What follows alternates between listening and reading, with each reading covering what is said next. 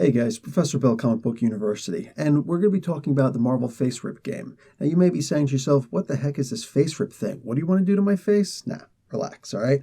So check this out. FASERIP is a game that existed way back in the early 80s, alright? And then later it was made an advanced system. Now that is what I'm mostly going to be going off of, is the advanced system. For all intents and purposes, I'm not doing the basic stuff. The advanced system was not that advanced. You know what I'm saying? But the basic system was really that basic. So we're going to be talking about this. This is going to be this is all by Jeff Grubb for the most part and staff.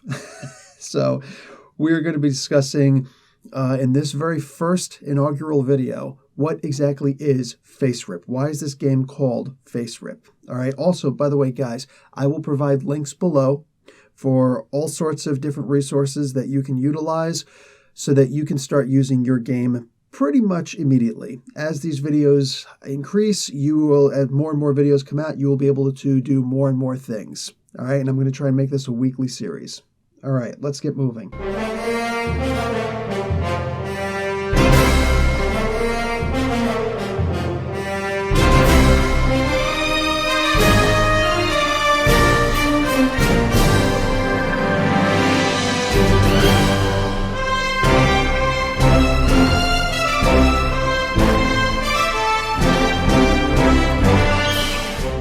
Okay, so FASERIP is an acronym. It stands for Fighting, Agility, Strength, Endurance, Reason, Intuition, and Psyche. We're going to split those up. FASERIP. All right, so first we're going to start with the face part. The face, the F, equals fighting.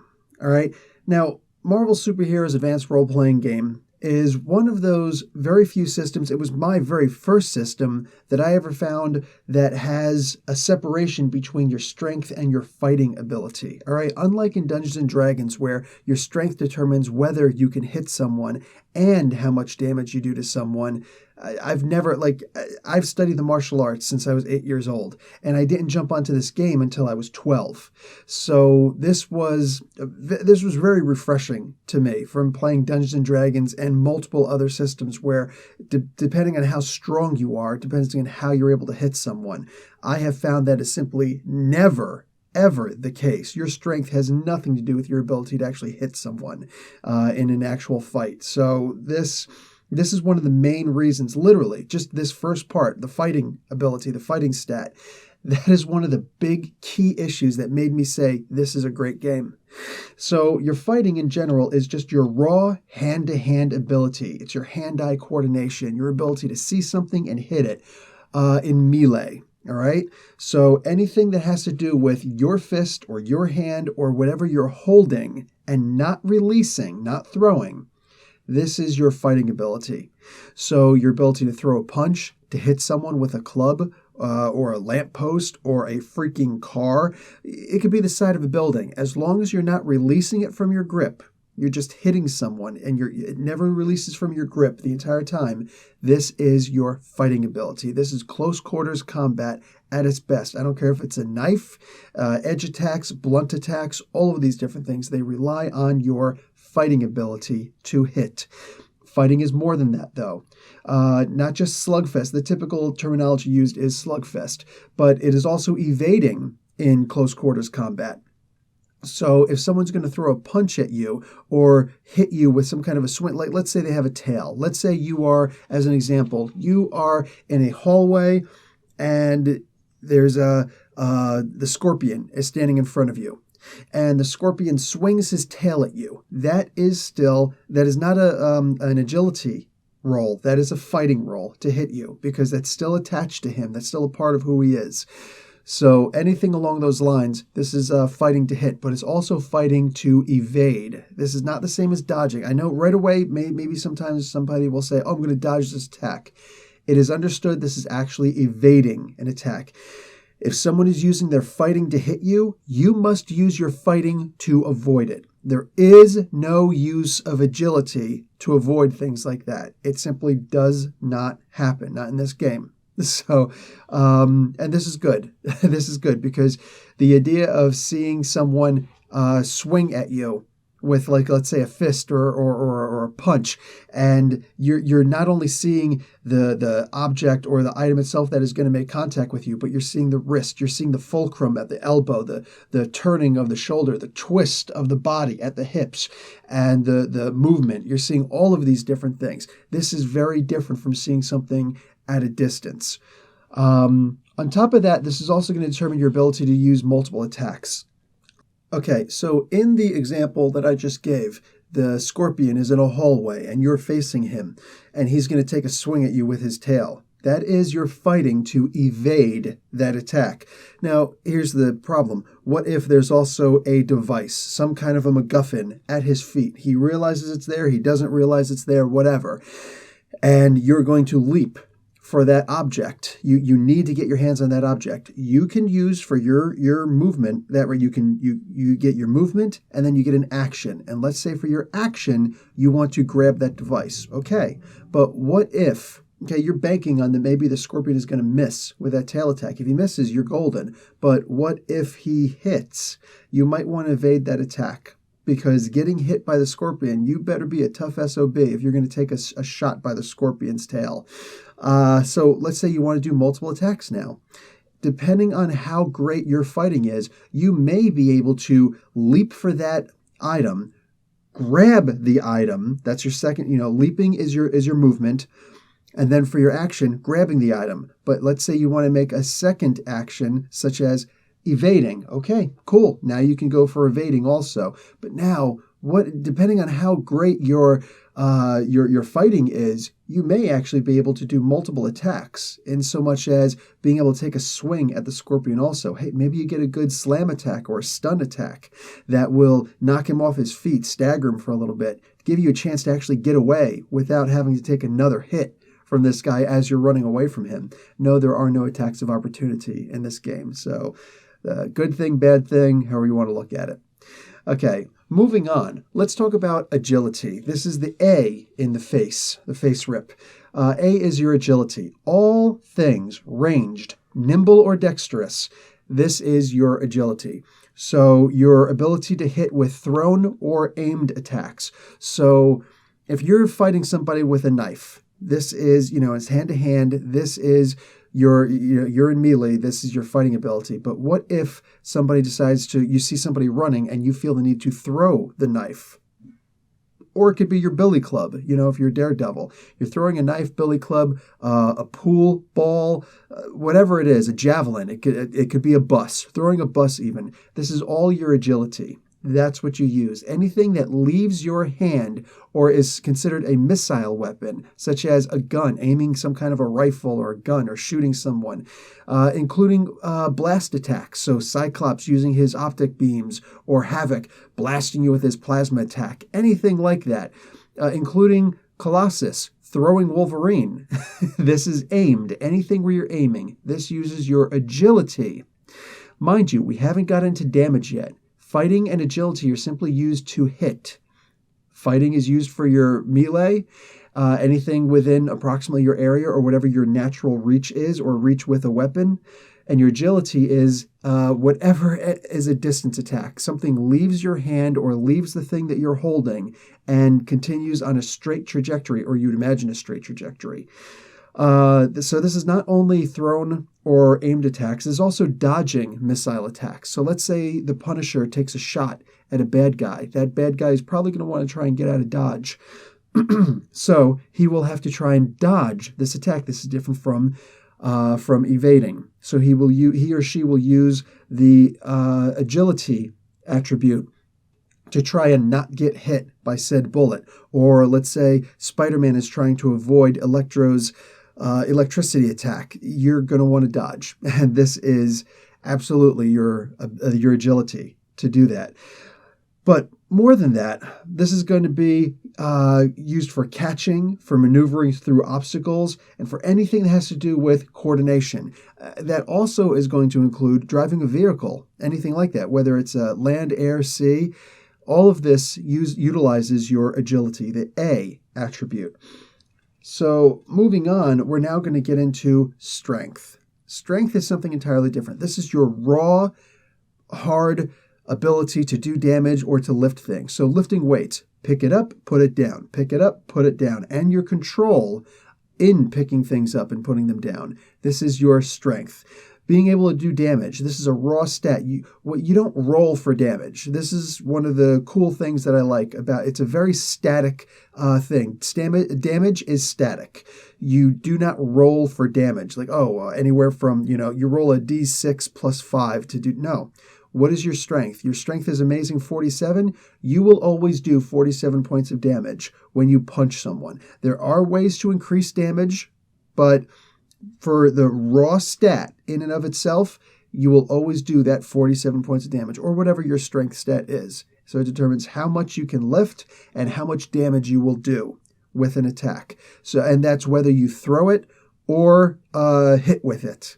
And certain, your damage will fluctuate based on what kind of attack you're doing. Case in point, when Thor hits someone with his hammer, using his fighting, like, cracking him over the head, he will do +1 damage. So while his strength is under through 100, he will do Shift X 150 points of damage. Yeah, Thor is tough with his hammer. But if he's throwing his hammer, then a lot of that energy is used for the momentum. And it can go 10 areas. Therefore, and that's under normal circumstances. Like I said, there are always things to shift that. But when he throws the hammer and hits somebody, whether it's 1 area away or 10 areas away, he will do unearthly 100 damage, just like his strength. He does not get a +1 to his damage when he throws Mjolnir. So there are many factors to consider in this regard, but the damage itself is always static. There is no roll to damage, only roll to hit in this game. So it really simplifies it a lot. But more than this, there's success in wrestling. So if you're going to punch someone, this is fighting. If you're going to shoot someone, this is agility. But if you're going to actually wrestle with someone, this has to do with your strength. And certain talents will increase your ability to grapple with someone. But all in all, wrestling and grappling, this all has to do with your pure, raw, unadulterated strength. More than that, escaping. And by escaping, this could be like breaking out of ropes, breaking out of a wrestling hold, reversing a wrestling hold, all of these different things. This involves your strength. Strength is still ridiculously important in this game.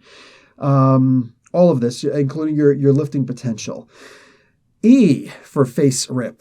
E is your endurance. This is your toughness, or in Dungeons & Dragons terms, this is your constitution. So how stout you are, your lung capacity. It does involve holding your breath. How long can you hold your breath for? More than that, it involves your movement. So we will get into an entire thing about movement, but your endurance determines your movement. If you're not talking about any kind of a power that gives you movement abilities, such as gliding, climbing, swimming, digging, flying, leaping, teleportation, anything like that, you're going to use your power for. But if you do not have a movement power, you're simply going to use your endurance to determine how fast and, of course, how far you can move. So more than this, it is also used for resisting poisons, toxins, and diseases. Yes, these are 3 separate categories. We will get into those. It is also holding your breath underwater or in space. Resistance to pain. So resisting any kind of pain in any way, shape, or form. This has to do with your endurance. It also has to do with your ability to resist stuns, slams, and the dreaded kill result. So again, endurance is very important. Healing is also big with endurance. Determining if you die or not does not necessarily have much to do with your health. It has more to do with, and we'll get into health in just a second, has to do with your endurance, and more on that in a bit. But also your ability to heal yourself, not others. So if you get hit after a certain amount of time, you will heal. Every day you will heal. And all of your healing ability, without having a power like regeneration or recovery, this has everything with your ability or with your endurance ability. So your attribute. So the final thing with endurance would be your charging. That's right.